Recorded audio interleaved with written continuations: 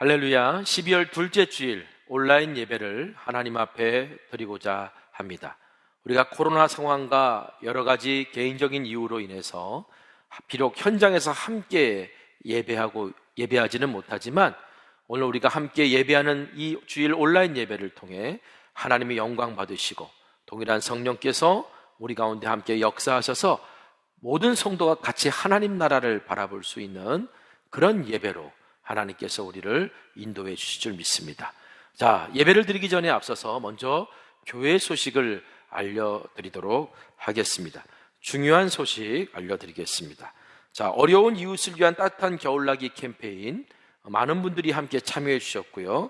이제 오늘까지 모든 것을 다 마무리하고 이번 주간에 물품을 전달하는 시간을 갖고자 합니다. 자, 오늘까지 지원된 이웃사랑 헌금과 모아진 과자는 북부 복지원에 전달될 예정입니다. 그리고 물품 봉사는 12월 6일 오후 4시 30분에 진행되는데 참여하기를 원하시는 분들은 수요일 15일 수요일까지 신청해 주시기를 바랍니다. 코로나로 인해서 많은 분들이 함께 하시긴 어렵습니다. 모집 인원은 5명입니다. 여러분 기억해 주시고요. 또 우리 서울 연회 속회 지도자 세미나가 12월 14일 화요일 날 오전 10시에 하늘이음교회에서 열립니다. 이제 강의는 우리가 다시 붙들어야 될 본질 공동체로서의 속회 하늘이음교회 담임 목사님이신 이상일 목사님이 첫 번째 강의를 해주시고요. 두 번째 강의는 바로 우리 성천교회 속회 이야기를 가지고 속회 리노베이션이라고 하는 주제로 제가 강의하게 되어 있습니다. 여러분 함께 좀 기도해 주시고요. 온라인으로도 함께 중계하니까 아마 속장님들에게는 그 온라인 주소가 이제 나아가게 될 거고요. 현장 세미나 참석은 우리 속회 지도자 중에 현장 세미나 참석하기 원하시는 분들은 코로나19 백신 2차 접종 완료자들만 함께 하실 수 있다고 합니다. 그러니까 교회 출발은 오전 9시니까요. 우리 참여하기를 원하시는 분들은 교회로 꼭 연락 주시기 바랍니다. 많은 분들이 좀 함께 해주셨으면 좋겠습니다. 자, 계속해서 광고 드리는 것처럼 이번 성탄절은 유아 세례자와 그 가족 그리고 2019년 이후 한 가족 모임을 참여하지 않았던 새 가족들만 우리가 초청해서 현장에서 예배드리고 나머지는 온라인으로 이렇게 예배드리고자 계획하고 있습니다. 혹시 영상으로 예배드리는 새 가족분들 중에 교회에서 연락이 오면 그러면 내가 성탄절 예배에는 참여하겠습니다 라고 그렇게 전달하시거나 불참 여부를 알려주시면 우리가 적정 인원으로 성탄절 예배를 준비하는데 부족함이 없을 것 같습니다. 많은 협조 부탁드리겠습니다. 그리고 우리 12월 마지막 주일은 갈대상자 축제가 열립니다. 우리가 갈대상자 기도 운동의 일환으로 각 속회에서 우리 다음 세대 사역을 감당하는 것들이 있는데 이제 우리 속회에서는 갈대상자 인원당 1만 원씩 그 이상도 괜찮습니다. 1만 원씩 여러분 헌금해 주셔서 우리 여러분들이 기도하고 후원하는 그런 우리 아이들을 향한 좋은 선물을 우리가 함께 나누려고 하니까 우리 갈대상자 선물 위해서 우리 속회에서 동참해 주시기를 부탁드리겠습니다. 그리고 당회와 구역회가 12월 26일 주일 3부 예배 후에 열릴 예정입니다. 당회는 18세 이상 입교인이고요. 구역회원은 교육자, 시무장로, 시무권사, 속장, 남녀, 청장년, 선교회장, 대표, 청년회장 등으로 우리 구성되는데 구역회는 당회가 마치고 2시 반에 이렇게 진행될 예정이니까 여러분 특히 구역회 같은 건 정족수가 차야 진행이 됩니다. 우리 구역회원 되시는 분들은 꼭 참석해 주시고 참석하지 못하시는 분들은 위임장을 교회에 전달해 주시기를 부탁드리겠습니다. 오늘 이 시간 서로 축복하도록 하겠습니다. 오늘 우리가 함께 축복할 때는요, 먼저 함께 예배드리고 있는 우리 가족들을 축복해 주시고 우리 2절 축복할 때는요, 우리 온라인 예배 함께 드리고 있는 어디선가 함께 이 온라인 예배를 드리고 있는 우리 믿음의 형제 자매들을 축복하는 시간 갖도록 하겠습니다. 당신은 하나님의 언약 안에 있는 축복의 통로입니다. 우리 서로 축복할까요? 당신은 하나님의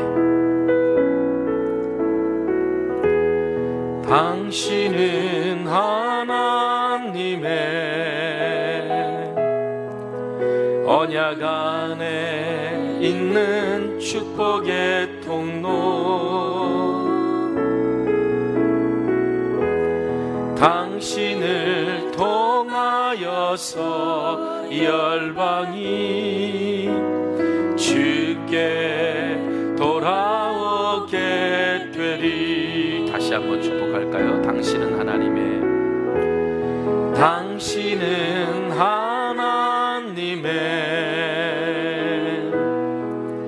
언약 안에 있는 축복의 통로,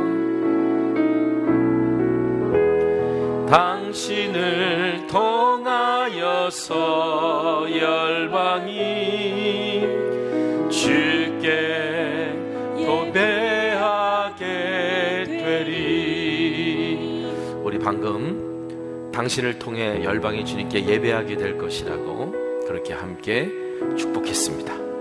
오늘의 예배가 바로 온 열방이 하나님을 예배하는 그런 시작이 되길 원하고, 바로 그 예배가 오늘 예배하는 나로부터 시작되기를 소망합니다라고 우리 함께 먼저 기도로 나아갔으면 좋겠습니다.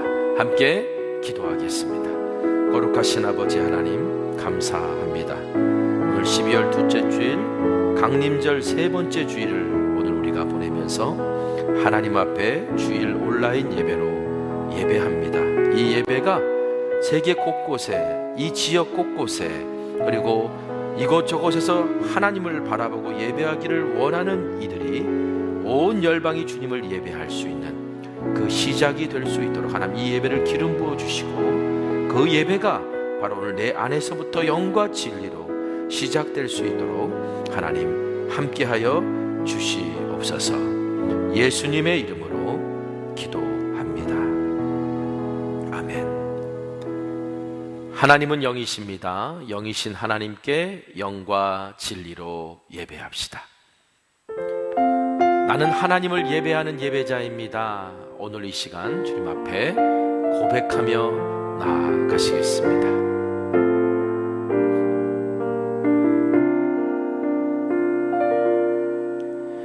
나는 하나님을 예배하는 예배자입니다.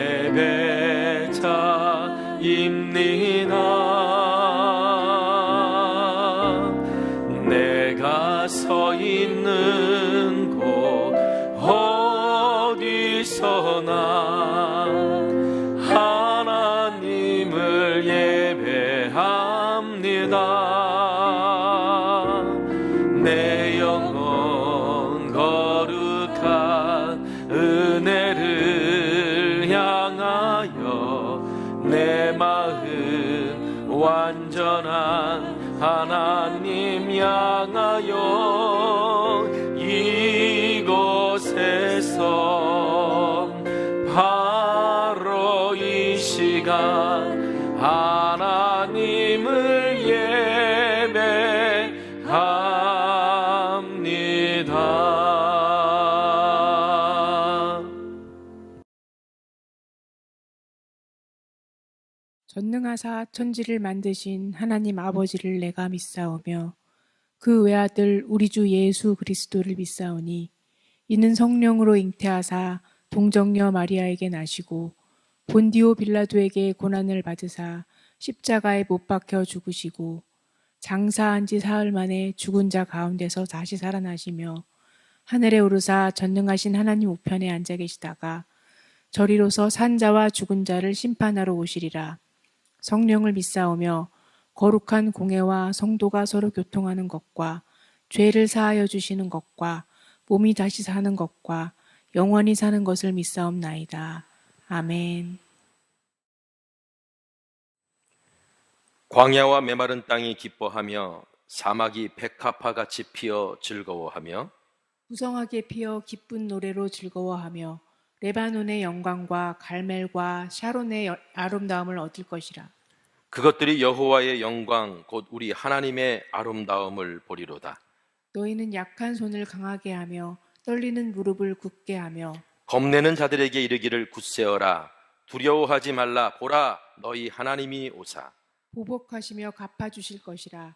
하나님이 오사 너희를 구하시리라 하라. 그때 맹인의 눈이 밝을 것이며 못 듣는 사람의 귀가 열릴 것이며 그때 저는 자는 사슴같이 뛸 것이며 말 못하는 자의 혀는 노래하리니 이는 광야에서 물이 솟겠고 사막에서 시내가 흐를 것입니다. 뜨거운 사막이 변하여 못이 될 것이며 메마른 땅이 변하여 원천이 될 것이며 승냥이의 눕던 곳에 풀과 갈대와 부들이 날 것이며 거기에 대로가 있어 그 길을 거룩한 길이라 일컫는 바 되리니 깨끗하지 못한 자는 지나가지 못하겠고 오직 구속함을 입은 자들을 위하여 있게 될 것이라.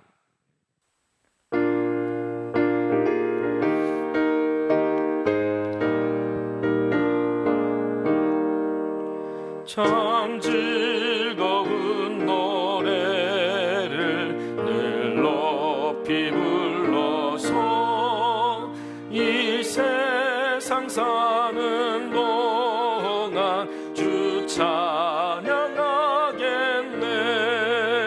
복 주실 산에 올라 멀리 바라보니 나 건너갈 요단강 우려치 보이네.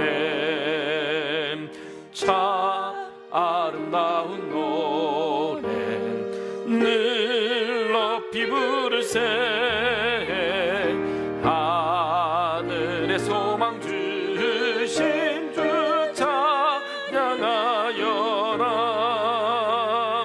참 아름다운 노래 다 함께 부르셈. 하늘의 기쁨 주신 주 찬양하여라. 참 즐거운 노래를 늘 높이 불러서 내 영의 구원하신 주 찬양하겠네. 땅 위의 성도들이 부르는 노래에 저 하늘의 천사들 다 화답하겠네. 참 아름다운 노래 늘 높이 부르셈. 하늘의 소망 주신 주 찬양하여라. 참 아름다운 노래 다 함께 부르셈. 하늘의 기쁨 주신 주 찬양하여라. 참 즐거운 노래를 늘 높이 불러서 만왕의 왕 되신 주 나 찬양하겠네. 거룩한 하늘 노래 들려올 그때에 그립던 주님을 반가이 대하리. 참 아름다운 노래 늘 높이 부르셈. 하늘의 소망 주신 주 찬양하여라. 참 아름다운 노래 다 함께 부르셈. 하늘의 기쁨 주신 주 찬양하여라.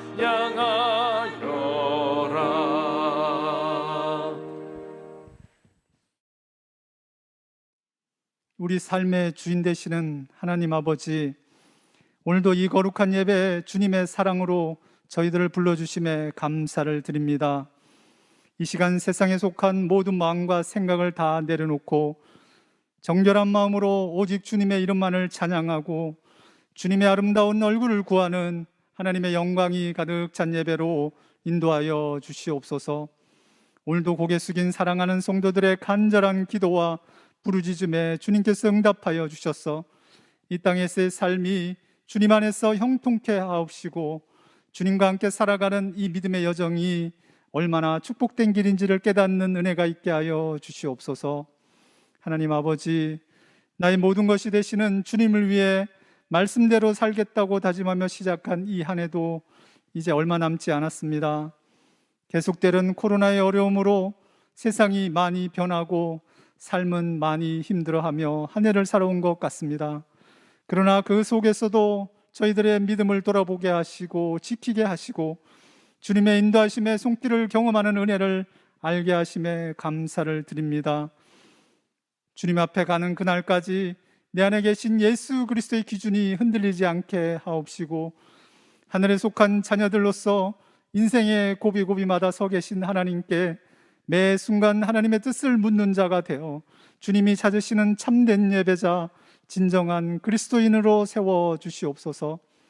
하나님 아버지, 이곳에 아름다운 주님의 교를 세워주심에 감사를 드립니다. 올 한 해도 성교적 교회로서 가서 제자 삼기 위해 그 사명을 감당하기 위해 열심히 달려왔습니다. 하지만 뒤돌아보면 맡기신 사명 앞에 부족함도 많았음을 깨닫습니다. 얼마 남지 않은 기간 끝까지 최선을 다하면서 남은 일정들도 주님의 은혜로 잘 마무리되게 하옵소서. 예수님의 탄생을 축하하는 성탄절을 기쁨으로 맞이하게 하옵시고 당회, 구역회, 따스한 이웃 나눔 운동 등 연말에 해야 할 일들도 하나님께 큰 영광을 돌리며 저희들에게는 한없는 기쁨으로 맞춰지는 은혜가 있게 하옵소서. 기대하는 다음의 사명들을 말씀과 기도로 잘 준비하셔서 올해보다 더욱더 주님께 가까이 가는 한 해가 될 수 있도록 우리 주님 인도하여 주시옵소서. 앞으로 계획하는 모든 일들 속에서 주님의 부르심과 인도하심에 믿음으로 잘 따라갔더니 주께서 크고도 놀라운 일들을 행하셨습니다 하는 고백과 간증이 넘쳐나는 우리 교회가 되게 하여 주시옵소서. 주님, 갈 바를 알지 못하는 혼탁한 이 나라를 주님이 통치하시는 복음의 나라로 온전히 붙들어 주시옵소서. 정치적, 사회적인 많은 현안 속에서도 계층의 분열과 이념의 갈등 등으로 많이 힘들고 어지럽습니다.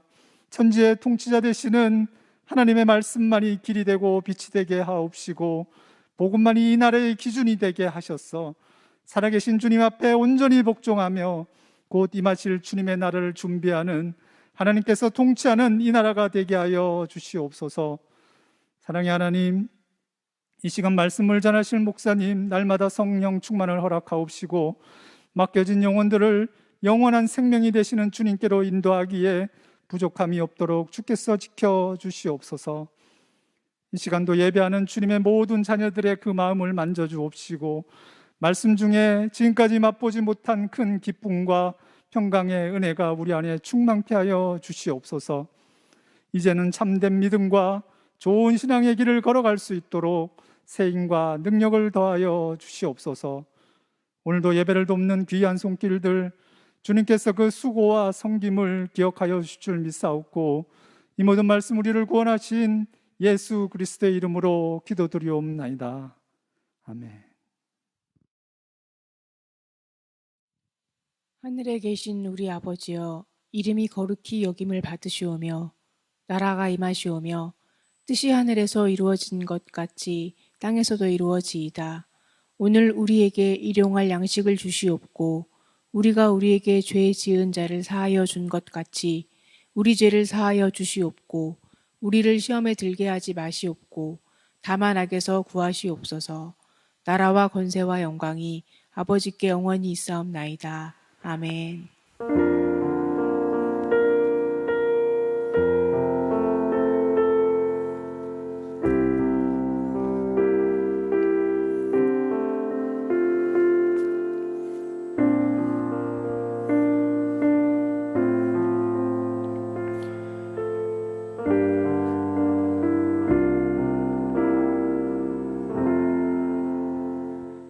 오늘 우리에게 주시는 하나님의 말씀은 베드로전서 3장 8절에서 12절까지 있는 말씀입니다. 제가 봉독하도록 하겠습니다.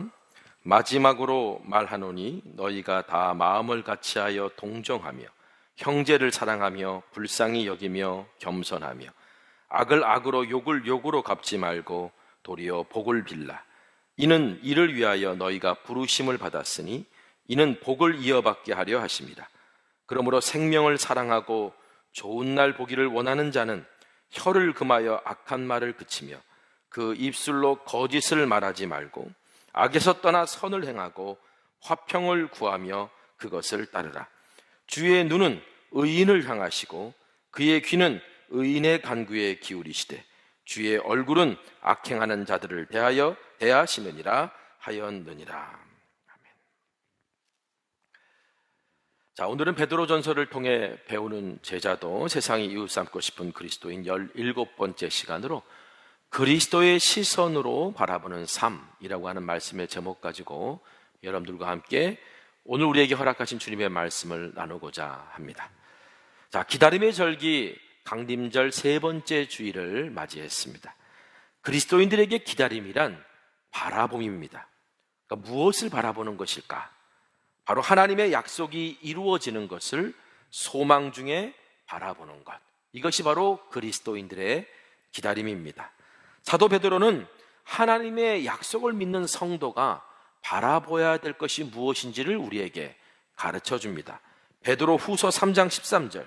우리는 그의 약속대로 의가 있는 곳인 새 하늘과 새 땅을 바라보도다. 자, 이 말씀을 세번역 성경으로 다시 읽어드리겠습니다. 그러나 우리는 주님의 약속을 따라 정의가 깃들여 있는 새 하늘과 새 땅을 기다리고 있습니다. 이처럼 세번역 성경은 바라보다를 기다리다로 이렇게 번역하고 있습니다. 바라보는 것은 기다리는 것이고 기다리는 것은 바라보는 것이기도 합니다. 여러분, 기다리지 못하는 사람은 하나님께서 약속하신 축복을 볼 수 없고 또 누릴 수 없습니다. 또한 우리가 계속 주님을 바라보지 못하면 기다릴 수도 없습니다. 여러분, 잘 기다리는 사람이 되려면 그러므로 우리의 시선은 늘 주님을 향해 있어야 됩니다. 그리고 우리의 시선이 어디에 지금 머물고 있느냐가 오늘 내가 살아가는 삶을 결정하고 삶의 방향을 결정한다는 것을 우리가 알아야 할 것입니다.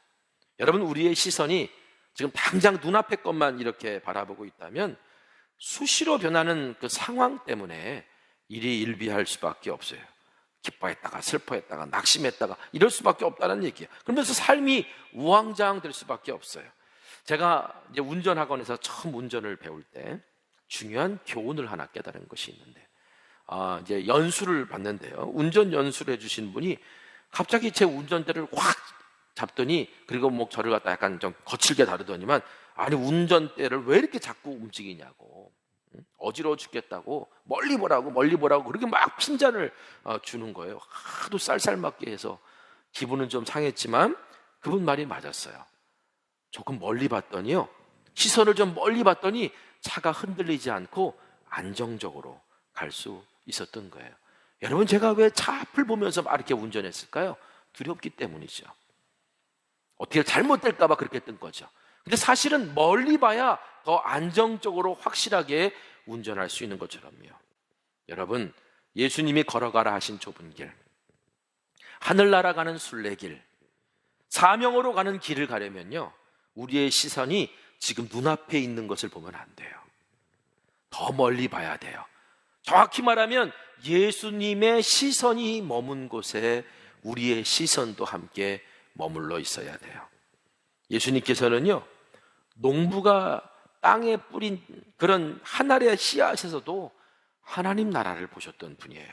마가복음 4장 26절, 또 이르시되 하나님의 나라는 사람이 씨를 땅에 뿌린가 같으니. 또 예수님께서는요, 나무에 새들이 모여들어가지고 막 시끄럽게 떠드는 걸 보고도 하나님 나라를 보신 분이에요. 누가복음 13장 18절 19절에 그러므로 예수께서 이르시되 하나님의 나라가 무엇과 같을까? 내가 무엇으로 비교할까? 마치 사람이 자기 채소밭에다 갖다 심은 겨자씨 한 알 같으니 자라 나무가 되어 공중의 새들이 그 가지에 깃들였느니라. 또 예수님께서는요, 주방에서 여인이 빵을 만드는 것을 보고도 하나님 나라를 보셨던 분이에요. 누가복음 13장 20절 21절에 또 이르시되 내가 하나님의 나라를 무엇으로 비교할까? 마치 여자가 가루 서말 속에 갖다 넣어 전부 부풀게 한 누룩과 같으니라 하셨더라. 여러분, 어떻게 예수님께서는 그 일상의 삶에서 하나님 나라를 발견하실 수 있었을까요? 예수님의 시선이 늘 하나님의 나라에 머물러 있었기 때문입니다. 다시 말하면 하나님 나라의 관점으로 일상을 보고 세상을 보셨기 때문인 거죠. 마가복음 8장에 보면 이런 이야기가 나옵니다. 예수님께서 광야에 계실 때 많은 사람이 예수님을 따랐습니다. 그런데 광야에서 사흘이 지나 먹을 것이 없자 예수님께서 그들을 불쌍히 여기시고 먹을 것이 없도다라고 안타까워 하셨습니다. 그러자 제자들이 예수님께 아니 광야에서 어떻게 먹을 것이 있어요? 라고 예수님께 되물어요. 여러분, 광야에서 그 많은 사람들을 어떻게 먹일 수 있어요? 라고 묻는 질문은 당연한 듯 보이는 질문인데요. 그런데 여러분, 지금 이 마가복음 8장에 나오는 이 사건은요, 그 사건 바로 직전에 어떤 사건이 있었냐면 오병이어의 사건이 있었어요. 오병이어의 사건이 지난 지 얼마 안 된 후입니다. 그런데 제자들은 지금 오병이어의 사건을 경험하고 난 그 놀라운 기적을 경험하고도 똑같은 상황이 주어졌을 때 광야에서 어떻게 먹을 것을 얻을 수 있냐고, 구할 수 있냐고 예수님께 지금 묻고 있는 거예요. 여러분, 이해가 되십니까? 더군다나 지금 제자들이 처한 상황은 오병이어의 사건이 있었던 상황보다 더 좋은 상황이에요. 자, 이전에는 남자만 5,000명이었거든요. 그런데 지금은 4,000명이에요. 지난번보다 먹일 사람이 무려 1,000명이나 더 줄었어요. 그리고 가지고 있는 떡도 오병이어의 기적 때는 5개였어요. 그런데 지금은 떡을 7개나 가지고 있어요. 지난번보다 떡이 2개나 더 많아요. 여러분, 먹일 사람이 5,000명에서 1,000명이 줄었고 떡은 5개보다 2개가 더 늘었습니다. 그런데도 제자들 중 어느 누구도 광야에서 배고파하는 사람들을 앞에 두고 주님이 하실 수 있습니다 라고 말한 제자들이 없었다는 거예요. 왜일까요? 마가복음 8장 4절에 보니까 제자들이 대답하되 이 광야 어디서 떡을 얻어 이 사람들로 배부르게 할 수 있으리까? 이렇게 말하거든요. 지금 제자들의 시선이 어디가 있어요? 땅, 즉 광야에만 여전히 머물러 있었기 때문에 답을 찾지 못했던 거예요. 예수님은 오병이어의 기적 때처럼 4,000명을 땅에 앉히시고 가지고 있는 떡 7개와 물고기 2마리를 가지고 축사하셨습니다. 축사하셨다는 것은 하늘을 보시고 감사 기도를 드렸다라는 말이에요. 자, 여기서 우리가 또 무엇을 발견하게 됩니까? 제자들의 시선은 땅에 머물러 있었는데 예수님께서는 당신의 시선이 여전히 하늘에 계셨다는 거예요. 이날 4,000명이나 되는 사람들이 배불리 먹고요, 7 광줄이나 남는 기적이 일어났습니다. 그래서 이 기적을 칠병이어의 기적이다라고 성경은 말해요. 자, 그런데 사람들은요, 오병이어의 기적은 알아도 칠병이어의 기적은 잘 알지 못합니다. 왜 그럴까요?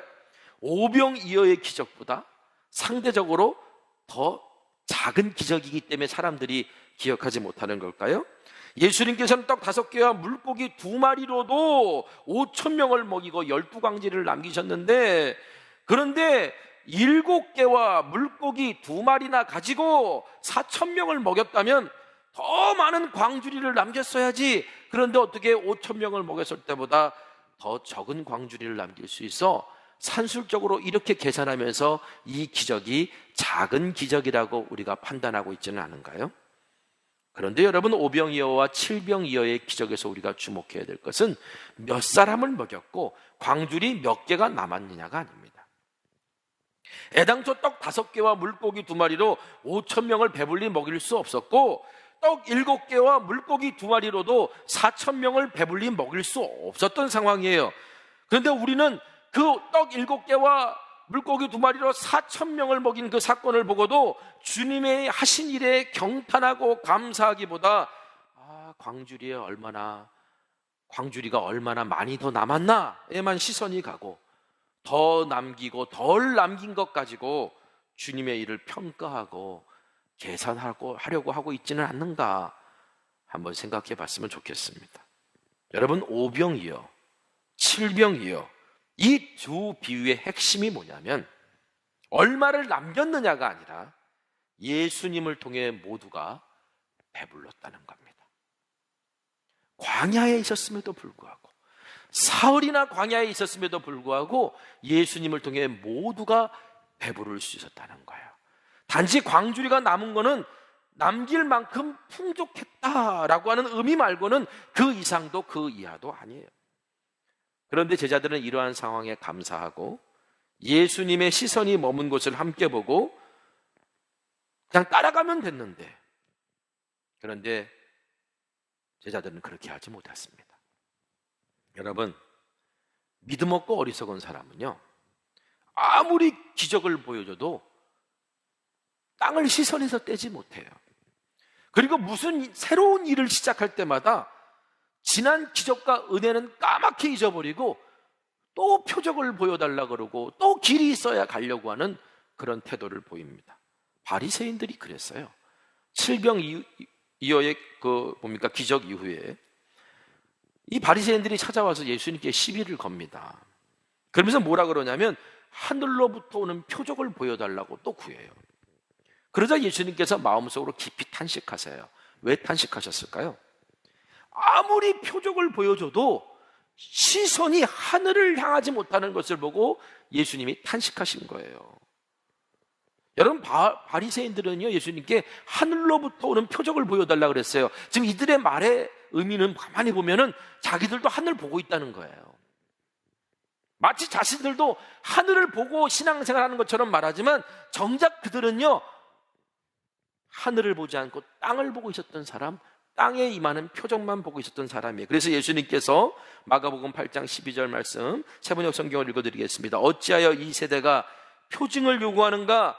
내가 진정으로 너희에게 말한다. 이 세대는 아무 표징도 받지 못할 것이다. 여러분, 시선을 땅에 두고 있는 사람에게 아무리 하늘에서 오는 표적을 보여준들 그들은 하늘을 보고 감사하지 않습니다. 관점이 변하지 않는 한 사람은 변하지 않아요. 관점이 변하지 않는 한 사람은 성장하지 않습니다.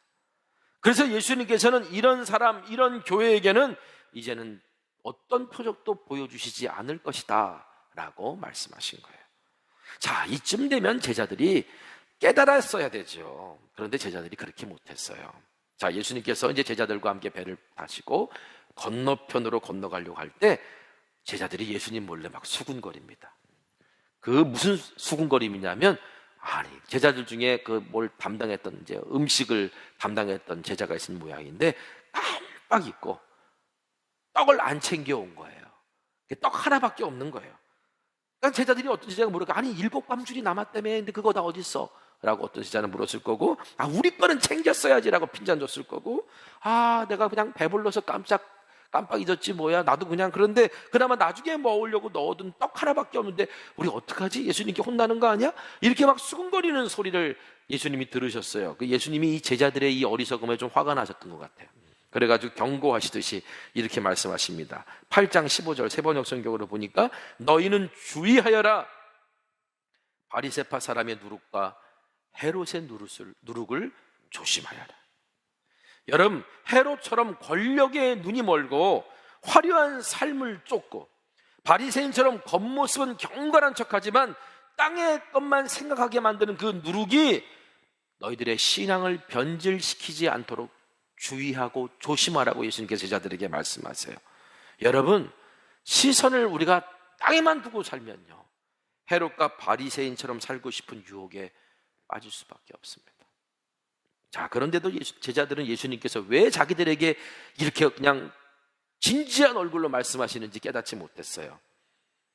그러니까 제자들이 그냥 생각할 때, 이 떡을 안 챙겨온 것 같고 예수님이 혼내시나 보다, 뭐 이런 생각을 했던 것 같아요. 그러니까 예수님이 그 다음에 성경을 보면 답답하셨어요. 그래가지고 하나 처음부터 다시 설명해 주세요. 야, 오병이어 내가 이렇게 했는데 오병이어서 얼마가 남았냐? 야, 그 다음에 너 광야 얼마, 바로 직전 광야에서 야 4,000명한테 7병 이어가지고 내가 이렇게 했는데 어떻게 되느냐?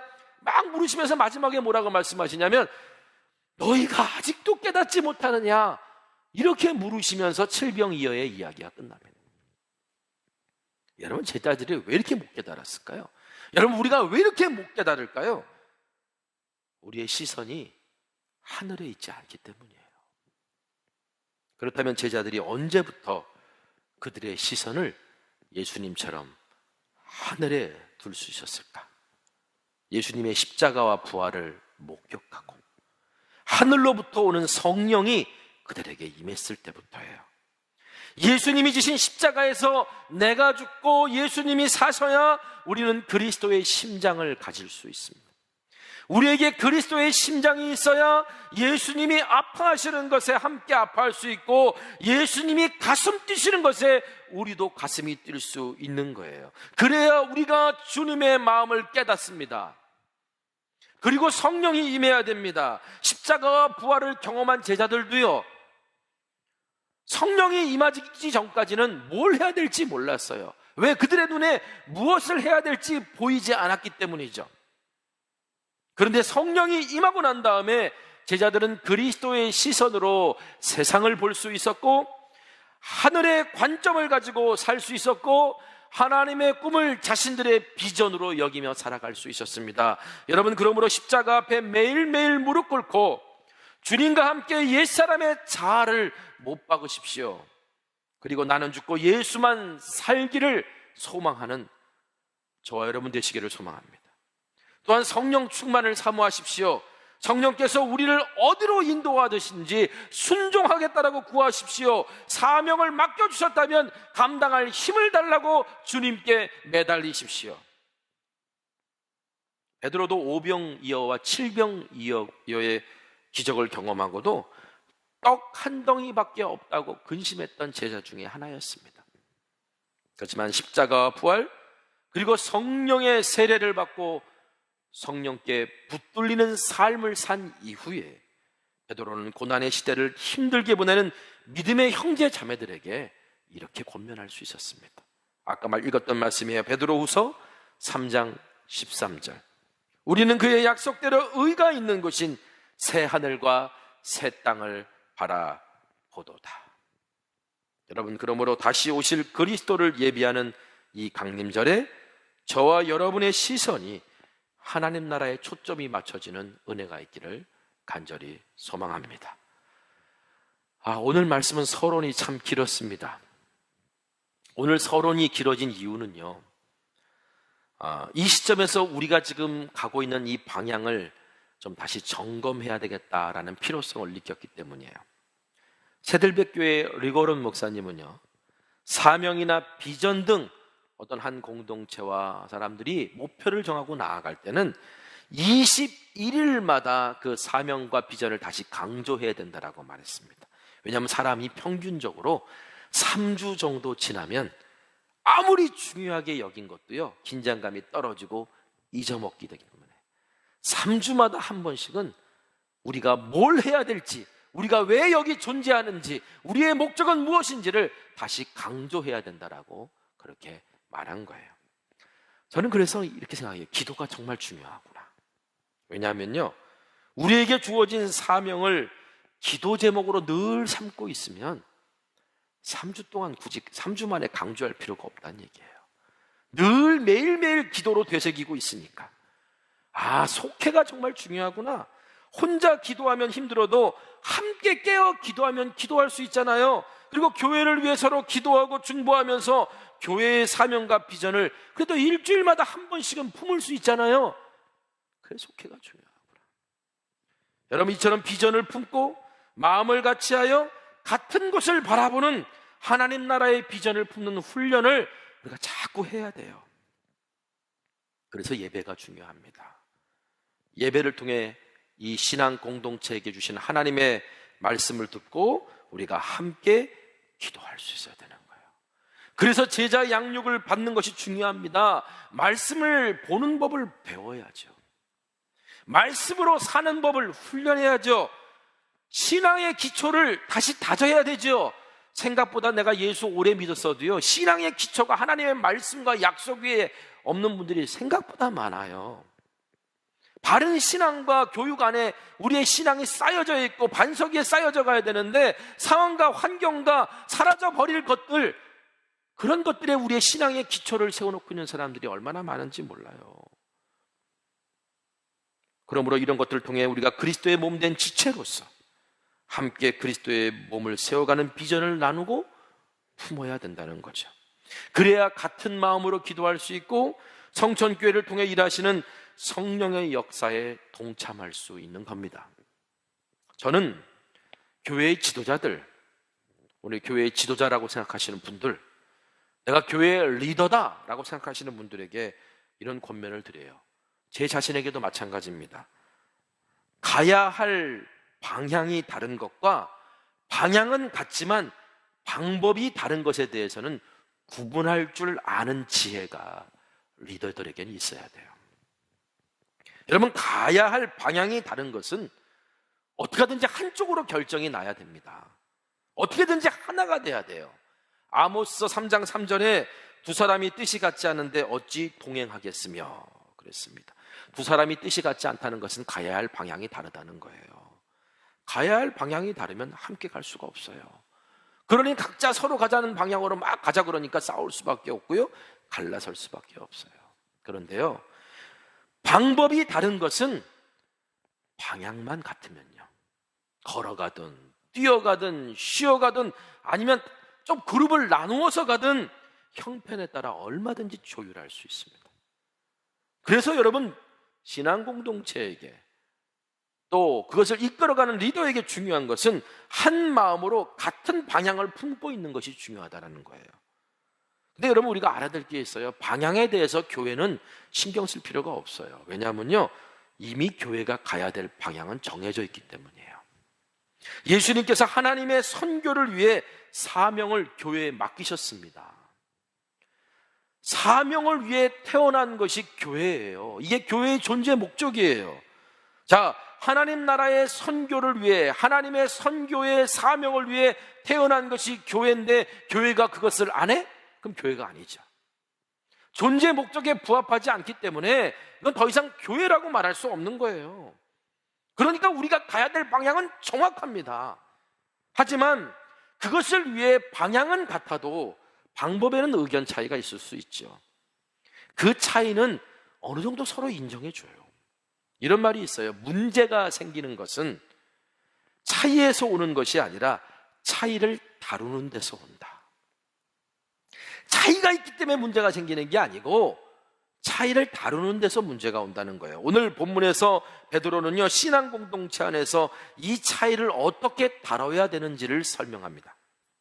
자, 오늘 우리가 읽은 본문 8절부터 12절 말씀은 같은 방향으로 가고 있지만 서로의 차이 때문에 생기는 문제를 신앙 공동체가 어떤 시선으로 그 차이를 바라보고 그걸 어떻게 다뤄야 되는가라고 하는 권면이 담겨져 있어요.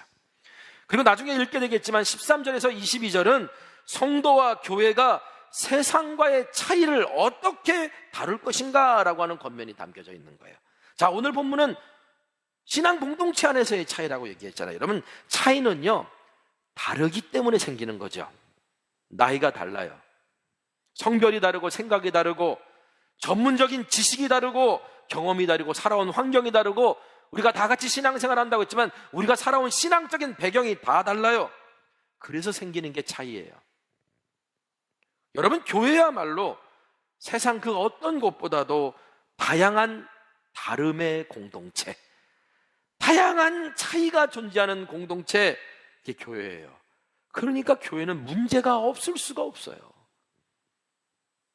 어느 대형교회 사모님이 아침에 이렇게 말하며 교회에 갔다고 그러시더라고요. 오늘은 무슨 문제가 있을까라고 하는 말을 하면서 갔대요. 여러분, 문제 없기를 바란다면 실망할 수밖에 없어요. 근데 여러분, 세상에는 문제 없는 곳 하나도 없고요, 교회도 문제 없는 교회는 없습니다. 저는 제 목회관 중에 하나가 문제가 없는 교회가 아니라 문제되지 않는 교회가 되게 하는 것, 그것이 저의 목회관 중에 하나예요. 문제 없는 교회를 만들겠다고 우리는 뭐 괜찮아, 우리는 다 뭐 하나야, 서로 참 뭐 이렇게 하면서 그렇게 한다고 해서 여러분 문제가 없는 게 아니에요. 속으로는 다 골마 터지고 썩어 있고요. 언젠가 다 폭발하게 돼 있어요. 여러분, 문제는 존재한다는 걸 인정하고 문제가 문제되지 않는 교회의 건강함을 키워내는 것, 여러분, 이게 바로 진정한 건강한 교회의 모습이 아닐까 생각합니다. 그럼 문제가 문제되지 않는 교회가 되게 하려면 어떻게 해야 될까? 저는 그 무엇보다도 우리의 시선이 하나님 나라를 바라보고 있어야 된다고 생각해요. 베드로가 본문에서 말하는 것도 바로 이것입니다. 자, 8절 말씀 한번 다시 읽어보겠습니다. 8절 말씀. 마지막으로 말하노니 너희가 다 마음을 같이하여 동정하며 형제를 사랑하며 불쌍히 여기며 겸손하며 악을 악으로 욕을 욕으로 갚지 말고 도리어 복을 빌라. 이를 위하여 너희가 부르심을 받았으니 이는 복을 이어받게 하려 하심이라. 오늘 8절부터 12절까지 많은 말씀을 읽었는데 사실 오늘 전할 말씀은 마지막으로 말하노니 한 절이에요. 마지막으로 말하노니. 여러분, 이 말은 베드로가 편지를 끝내려고 한 말이 아니고요, 앞에서 베드로가 그리스도인들에게 정부와 시민, 주인과 종, 남편과 아내 등 어떤 특정한 관계에서 어떻게 권위에 순종하고 서로 존중해 줘야 되는지를 말했다면, 이제는 그 주제를 마지막으로 말하노니, 끝으로 말하노니, 요약하자면 이렇게 말하면서 신앙 공동체 전체에게 해주는 권면으로 넓히겠다, 우리 모두가 들어야 되는 말이다 라고 이렇게 넓힌다는 의도로 마지막으로 말하노니 이렇게 했다라고 우리가 이해하고 받으면 됩니다. 자, 그리고 오늘 본문은요, 8절부터 12절의 이 구조는요, 하나님 나라의 관점으로 우리 안에 있는 차이를 어떻게 다뤄야 되느냐라고 하는 그 기본적인 구조를 우리들에게 가르쳐요.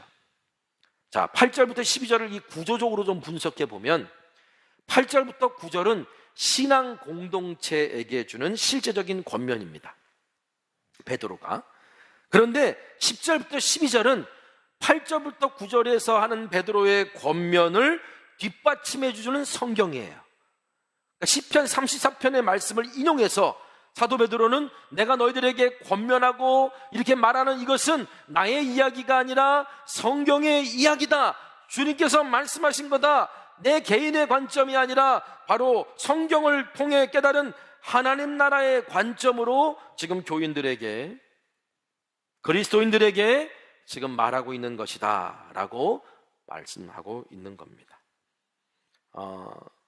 자세한 내용은 이제 제가 다음 주에 여러분들과 함께 이야기를 나누겠습니다. 오늘은요, 제가 한 이야기를 전하면서 오늘 말씀을 마치려고 그래요. 제가 신학교에 입학했을 때 하나님 나라의 관점을 갖게 해 주었던 짧은 동화가 있었습니다.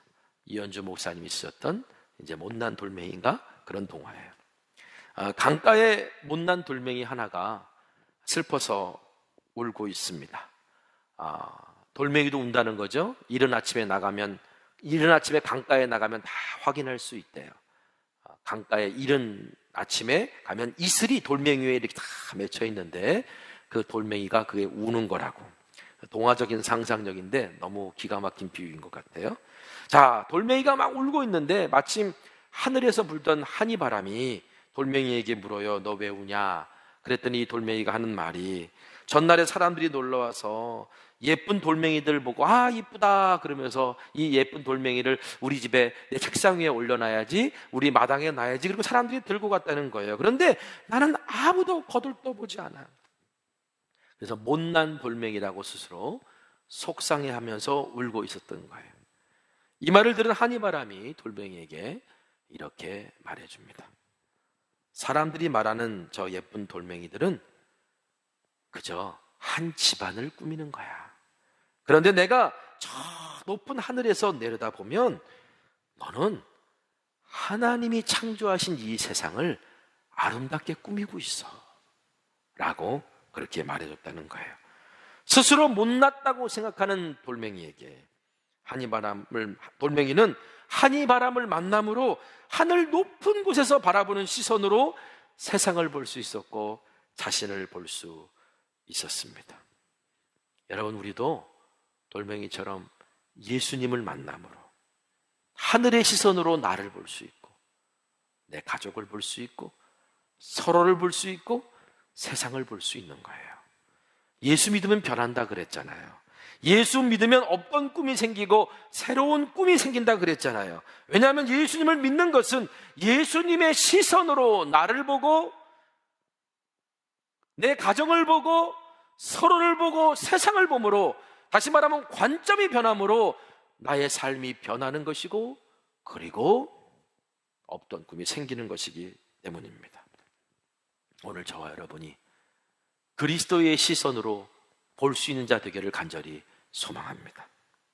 많은 사람들이 길을 가다가 어느 한 곳을 이렇게 바라다보고 있으면 지나가는 사람도 뭐가 있나 그리고 쳐다봐요. 저는 저와 여러분, 우리 그리스도인들이 오늘 우리에게 명령하셨던 대로 한 곳만 바라봤으면 좋겠어요. 그리스도의 시선으로 같은 곳만 바라보고 주님과 하나님 나라를 보면 아마 세상 사람들이 교회를 바라보면서 저들은 도대체 뭘 보는 거야? 라고 같이 봐주지 않을까요? 한 마음으로 하나님 나라를 바라보며 좁은 길을 따라가는 우리를 통해 세상 사람들이 영광의 주님을 보게 해줄 수 있는 세상이 이웃 삼고 싶은 진정한 그리스도인이 되기를, 제자도를 실천하는 그리스도인이 되기를 주님의 이름으로 간절히 부탁드립니다. 오늘 함께 말씀 기억하면서 찬양했으면 좋겠어요. 예수님을 만난다는 것은 예수님의 시선을 내가 갖게 된다는 것을 의미한다 그랬어요. 그 예수님의 시선으로 나를 보고 내 가정을 보고 세상을 볼 때, 그때 오늘 우리는 그곳에서 하나님 나라를 향해 걸어가는 길을 발견할 수 있는 거예요. 오늘 우리의 시선은 어디에 있습니까? 어리석은 제자들처럼 여전히 이 땅에만 머물러 있습니까? 아니면 적은 떡과 물고기를 들고 하늘을 우러러 축사하셨던 주님이 바라봤던 그 하늘에 있습니까? 여러분, 한 해를 마무리하고 새로운 한 해를 시작하면서 우리가 정말 같은 곳을 바라보고 있고 주님이 보라 하신 곳을 보고 있는지를 우리의 시선의 초점을 좀 다시 점검했으면 좋겠습니다. 오늘 이 찬양을 함께 부르고 고백하면서 하나님, 오늘 내가 다시 한번 그리스도의 시선으로 보게 하소서라고 결단하는 우리 모두가 되기를 소망합니다. 내게로부터 눈을 들어, 내게로부터 눈을 들어 주를 보기 시작할 때 주의 일을 보겠네. 내 작은 마음 돌이키사 하늘에 꿈꾸게 하네. 주님을 볼 때 모든 시선을 주님께 드리고 살아계신 하나님을 느낄 때 내 삶은 주의 역사가 되고 하나님이 일하기 시작하네. 성령이 나를 변화시켜 모든 두려움 사라질 때 주의 일을 보겠네. 황폐한 땅 한가운데서 주님만 알게 되리. 주님을 볼 때 모든 시선을 주님께 드리고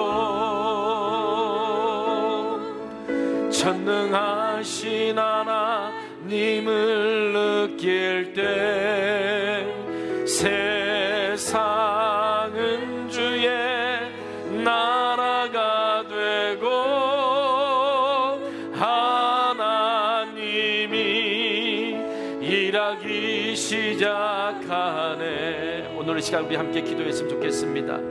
이제 모든 시선을 내가 주님께 드리고 그리스도의 시선으로 나를 보고 가족을 보고 이웃을 보고 세상을 보기를 원합니다.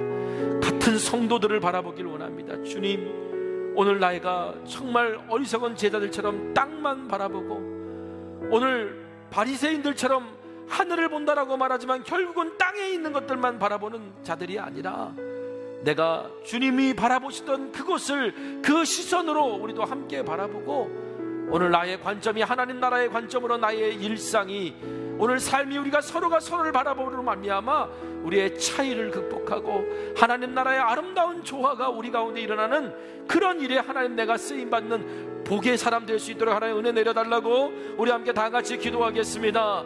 거룩하신 아버지 하나님 감사합니다. 오늘 말씀을 통해 깨닫습니다. 우리가 한 해 동안 열심히 달려오면서 나름대로 옳은 길 바른 길 아버지 내 뜻과 내 생각에 맞는 길이라고 달려왔지만 정말 우리가 그때 그 순간순간마다 오늘 우리의 시선과 초점이 주님을 향하지 않으면 하나님 나라를 향하지 않으면 그 시선을 조정하지 아니하면 우리는 여전히 엉뚱한 것을 바라보고 땅의 것만 생각하고 땅의 것만 바라보는 자, 눈앞의 것만 바라보고 기뻐하고 눈앞의 것만 바라보고 힘들어하고 눈앞의 것만 바라보고 절망하고 눈앞의 것만 바라보고 교만하는 그런 인생이 될 수밖에 없을 주님 앞에 고백합니다. 이제 오 하나님 아버지, 오늘 우리가 이 강림절기에 다시 기다리며 주님을 바라봅니다. 우리의 시선을 다시 그리스도의 시선으로 조정합니다. 오 하나님, 그래서 우리가 마땅히 해야 될 것을 보게 하시고 우리의 다름이 같은 방향이라면 아버지 하나님 주님이 주신 질서 가운데, 주님이 주신 권위 가운데, 주님이 주신 지혜 가운데, 주님이 주신 하나됨을 이루고자 하는 노력 가운데 아름답게 만들어갈 수 있도록 오 하나님 함께하여 주시고 그런 지혜를 우리에게 주시옵소서. 같은 방향으로 가는 것인가 다른 방향으로 가는 것인가 아버지 우리가 그것을 구분할 수 있는 지혜를 주시고 아버지 같은 방향으로 간다면 오 하나님 그 방법을 해결해 나갈 수 있는 아버지 서로의 제자도의 삶을 아버지 하나님 오늘 우리가 깨달아 알 수 있도록 인도하여 주시옵소서. 거룩하신 아버지 하나님, 오늘 말씀을 통해 그리스도의 시선을 구합니다. 여전히 광야에만 땅에만 눈앞의 것만 우리의 시선이 머물러 있는 자 되지 말게 하시고 우리 주님이 바라보셨던 그곳을 향해 우리의 시선을 올려드릴 수 있고 우리의 모든 시선을 드릴 수 있는 자 되게 하여 주옵소서. 이 온라인 예배를 통하여 함께 예배하는 자들에게 주님 은혜를 더하여 주시길 원합니다.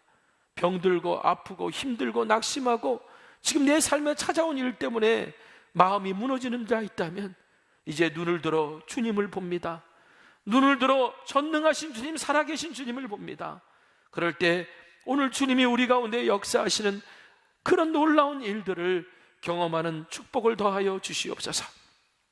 하나님 앞에 드려진 귀한 예물, 마음의 소원과 간절한 기도의 제목 가지고 주님이 하신 일에 대한 경탄과 감사로 하나님 앞에 드리오니 오 하나님, 하나님 나라의 열매가 우리의 삶에 맺히는 것들을 보는 은혜와 축복을 더하여 주시옵소서. 지금은 우리 주 예수 그리스도의 크신 은혜와 하나님 아버지의 무한하신 사랑하심과 성령님의 감화감동 역사 충만 교통 내주하심의 은혜와 은총이 이제 그리스도의 시선으로 하나님 나라를 바라보고 그 관점으로 서로를 보기를 원하는 주의 자녀들 위해 지금부터 영원까지 함께하여 주시옵기를 우리 구주 예수님의 이름으로 축원합니다. 아멘.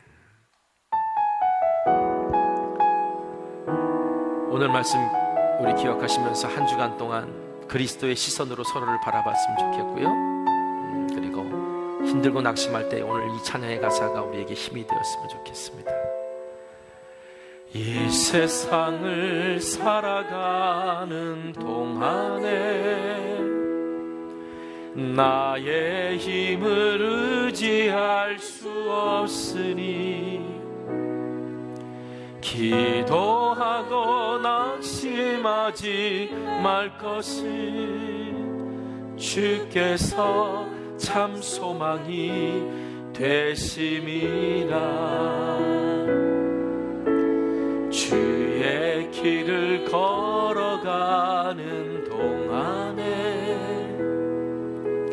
세상에 거두지할 수 없으니 감사하고 낙심하지 말 것을 주께서 참 기쁨이 되심이라. 하나님의 꿈이 나의 비전이 되고 예수님의 성품이 나의 인격이 되고 성령님의 권능이 나의 능력이 되길 원하고 바라고 기도합니다. 하나님의 꿈이 나의 비전이 되고 예수님의 성품이 나의 인격이 되고 성령님의 권능이 나의 능력이 되길 원하고 바라고 기도합니다.